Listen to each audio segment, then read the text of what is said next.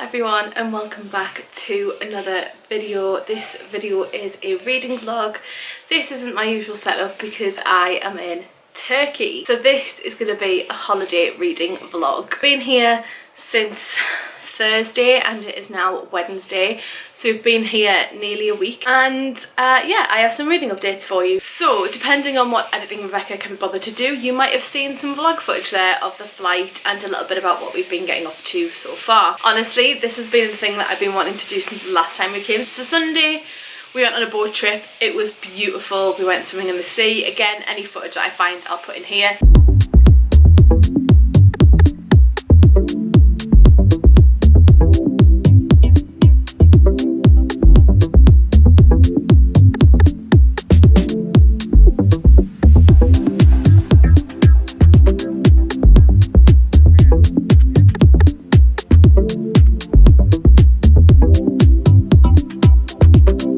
Absolutely beautiful. It was just stunning, and it was so nice to be back on a boat trip on a cool and calming sea. We stopped at this like little secluded island which for some reason had a clothes shop on it. Don't know how that got there. There was police, like customs police, turn up for the shop. There was arguments. It was very entertaining. For all I didn't understand what was going on, it was very, very entertaining. And then Monday I finished my first book of the holiday, which is what you're all here for, obviously. So backstory. Okay, now we're at the good stuff, we're at the books. We've got all the boring intro out the way, we're at the books now.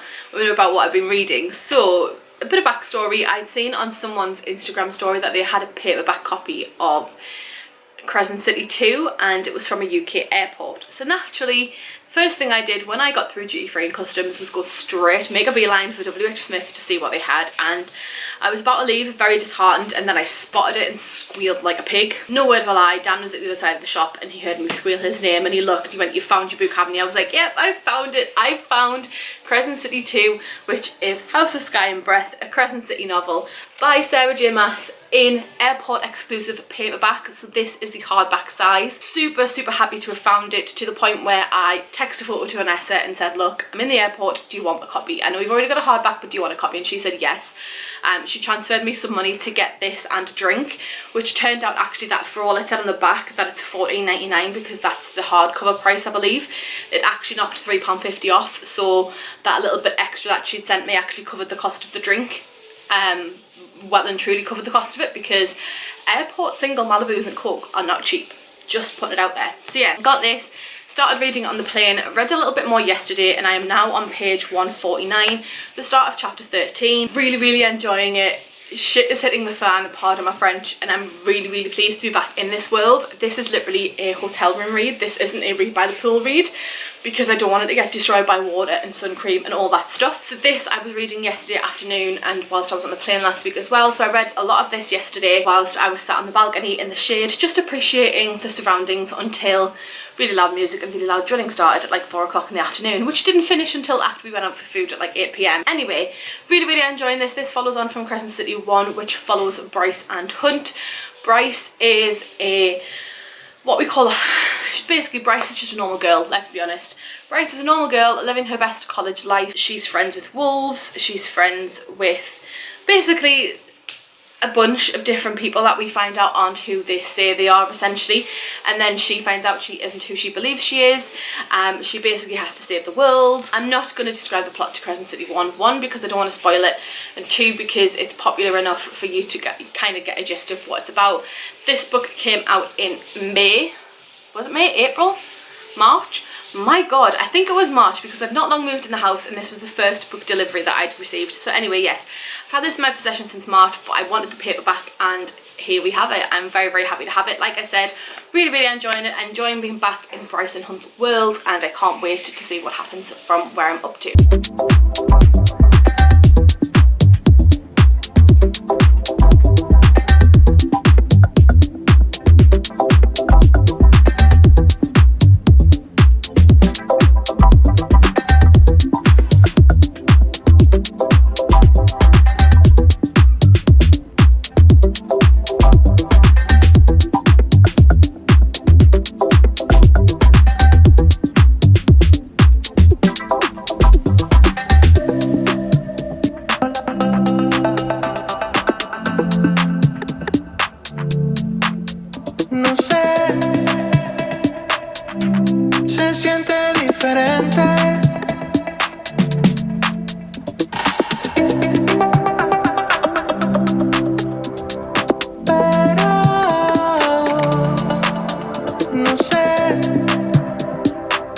I have brought like 6 or 7 books with me. I don't know who the hell I think I am. The first one I picked up was Normal People by Sally Rooney. This one has been recommended to me by quite a few people, including my own sister, as well as a few people from the bookish community who absolutely adore Sally Rooney. I finished this yesterday and unfortunately didn't enjoy it. For starters, if you've seen my Instagram stories, you'll know that I questioned where the hell the question marks are. The quotation marks, not the question marks, the quotation marks. Grammatically, it just confused me. I know that some people like to do this as like a literary stance. I don't really know what that would be.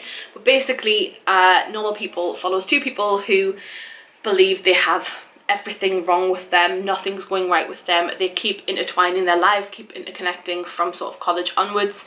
And they'd meet up, they kind of have an on and off relationship, have lots of sex, lots of depression. That is essentially what happens. Nothing else happens. Nothing sort of pivotal to the plot happens other than they are normal people. One of the things that they say in this book is, why can't I be like normal people? That is one of the things that one of the characters says, and girl, you are literally trying to define who you are. That is everything about being normal, if there even is a normal. I just found this dull, to be honest. The only reason that I rated it 3 stars, but the only reason I rated it 3 stars is because I'm a nosy cow and wanted to know what happened. And it felt like we were on the edge of finding out what happened and then nothing ever did. Very annoying, very, very annoying. So a generous 3 stars for that. Then I was in 2 minds about picking up my next read. I have The 7 Husbands of Evelyn Hugo by Taylor Jenkins Reid, which I was dead cert on starting. But then I also have Ready Player 2 by Ernest Cline, which my other half wanted to read as well, but he's nearly done with Goldfinger. He has about 60-70 pages left, I think, just looking at it.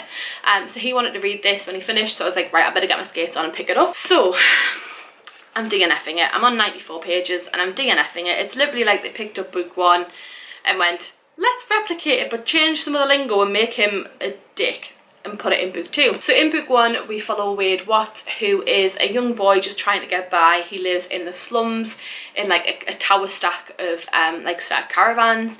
He's trying to get by. The inventor of this sort of alternative reality game that he plays, virtual reality game he plays, dies, and part of the thing that he does upon his death is release this Easter egg hunt within the game of Ready Player 1, which then leads us to him finding it, winning it, blah, blah, blah, blah, and then we have Ready Player 2. He's a bit up himself. He openly admits that he goes and hunts and kills and destroys the alternative reality characters of people that are trolling him online.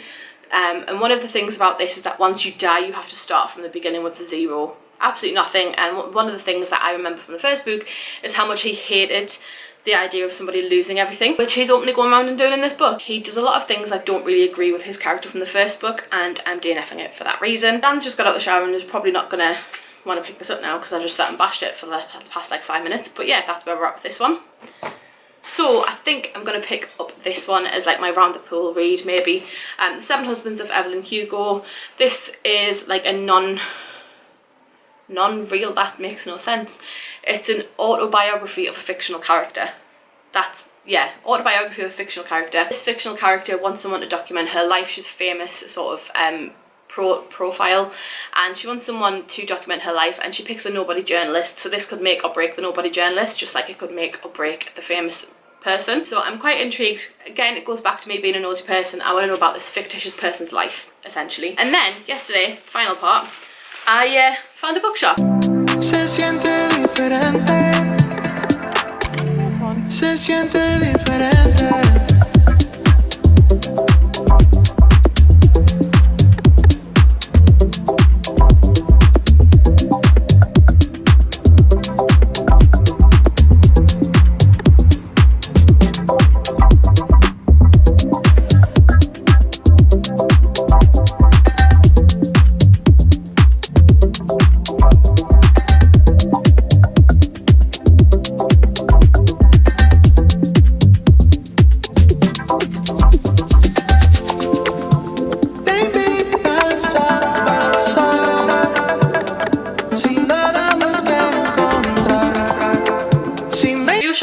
At the market, walking along the marina, and I spotted a bookshop which I'll put a picture of here, and they actually had some really good books, and I realised yesterday when we got back after zooming in that they had a Christina Henry book called The Mermaid, which is like her The Little Mermaid retelling, I believe.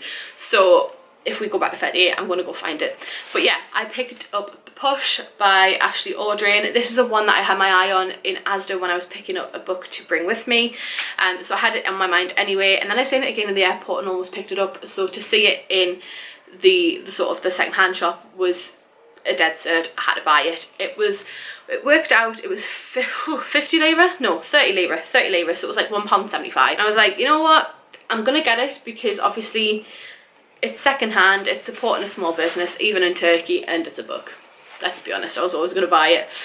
But yeah, I have this one, and I know that this has recently been a book club pick for a couple of people's book clubs, and I can't remember the names off the top of my head, and I think Books with Chloe read this recently as well. So yeah, this one up. I'm very excited to get to it. It might even be my next full read after Seven Husbands.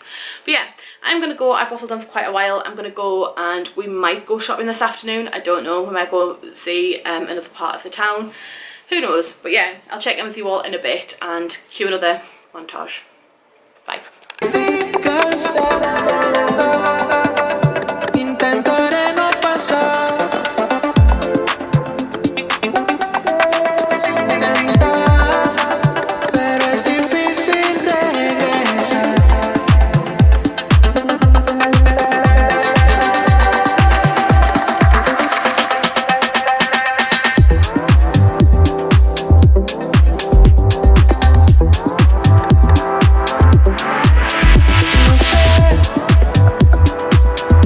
Hello, so it's still Wednesday and I have updates.